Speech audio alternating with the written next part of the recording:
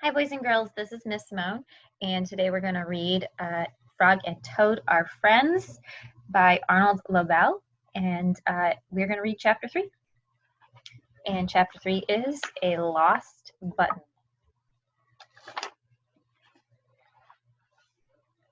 A Lost Button.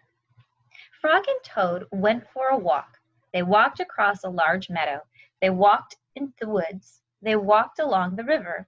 At last, when they came back home to Toad's house, "Oh, drat," said Toad. "Not only do my feet hurt, but I must have lost one of my buttons on my jacket." "Don't worry," said Frog. We will go back to all the places where we walked, and we will soon find your button." They walked back in the large meadow. They began to look for the button in the tall grass. "Here is your button," cried Frog. "That is not my button," said Toad. "That button is black. My button is white." Toad put the button back in his pocket. He put the black button in his pocket. A sparrow flew down. "Excuse me," said the sparrow. Did you lose a button? I found one." "That is not my button," said Toad.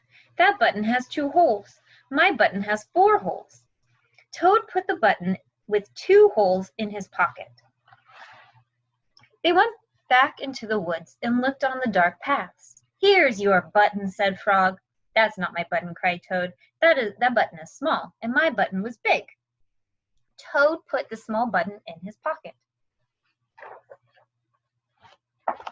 A raccoon came out from behind a tree.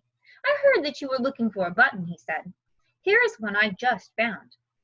"That is not my button," wailed Toad. "That button is square, and my button was round."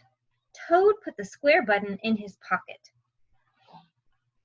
Frog and Toad went back to the river, and they looked for the button in the mud. "Here is your button," said Frog. "That is not my button," shouted Toad. "That button is thin. My button was thick." Toad put the thin button in his pocket. He was very angry. He jumped up and down. He screamed, "The whole world is covered in buttons, and not one of them is mine." There do seem to be a lot of buttons out there in the woods. I've never found that many buttons myself. I bet you guys. Toad ran home and slammed the door. There on the floor he saw his white, 4-holed, big, round, thick button. "Oh," said Toad. "He was here all the time. What a lot of trouble I've made for Frog." That, he wasn't very nice to the raccoon and the dove or bird. Toad looked at all of the buttons, or took all of the buttons out of his pocket. He took his sewing box down from the shelf. Toad sewed the buttons all over his jacket.